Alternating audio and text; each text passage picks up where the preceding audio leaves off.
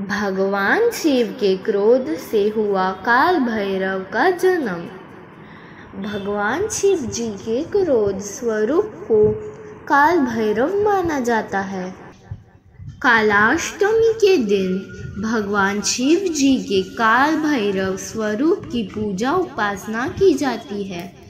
ऐसी मान्यता है कि जो भक्त काल भैरव देव की पूजा उपासना करते हैं उनके जीवन से समस्त प्रकार के दुख और कलेश दूर हो जाते हैं।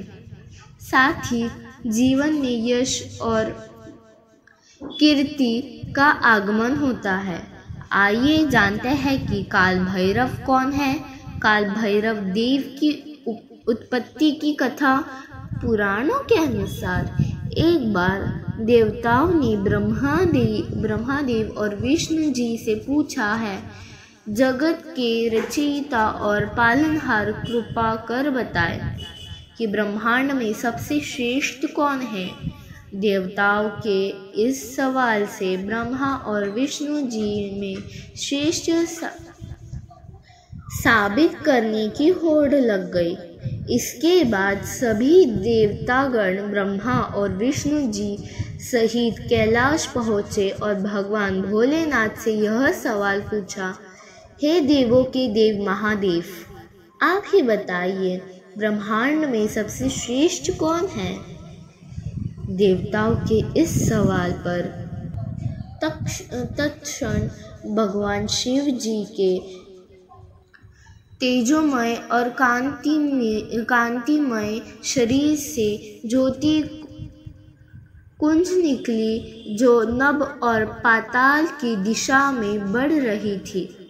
तब महादेव ने ब्रह्मा और विष्णु जी से कहा, आप दोनों में जो सबसे पहले इस ज्योति की अंतिम छोर पर पहुँचेगा वही श्रेष्ठ है। इसके बाद ब्रह्मादेव और विष्णु जी अनंत ज्योति की छोर तक पहुँचने के लिए निकल पड़े। भगवान शिव ने लिया काल भैरव रूप।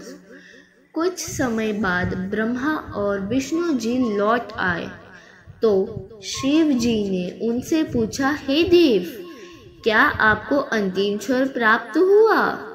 इस पर विष्णु जी ने कहा, हे महादेव, यह ज्योति अनंत है, इसका कोई अंत नहीं है। जबकि ब्रह्मा जी झूठ बोल गए। उन्होंने कहा कि मैं अंतिम छोर तक पहुंच गया था। यह जान शिव जी ने विष्णु जी को श्रेष्ठ घोषित कर दिया। इससे ब्रह्मा जी क्रोधित हो उठे और शिव जी के प्रति अपमानजनक शब्दों का प्रयोग करने लगे। यह सुन भगवान शिव क्रोधित हो उठे और उनके क्रोध से काल भैरव की उत्पत्ति हुई, जिन्होंने ब्रह्मा जी के एक मुख को धड़ से अलग कर दिया। उस समय ब्रह्मा जी को अपनी भूल का एहसास हुआ और उन्होंने तत्क्षण भगवान शिव जी से क्षमा याचना की। इसके बाद कैलाश पर्वत पर काल भैरव देव के जयकारे लगने लगे। दोस्तों, आपको ये कहानी अच्छी लगी हो तो हमारे चैनल को लाइक, शेयर और सब्सक्राइब करें। हर हर महादेव।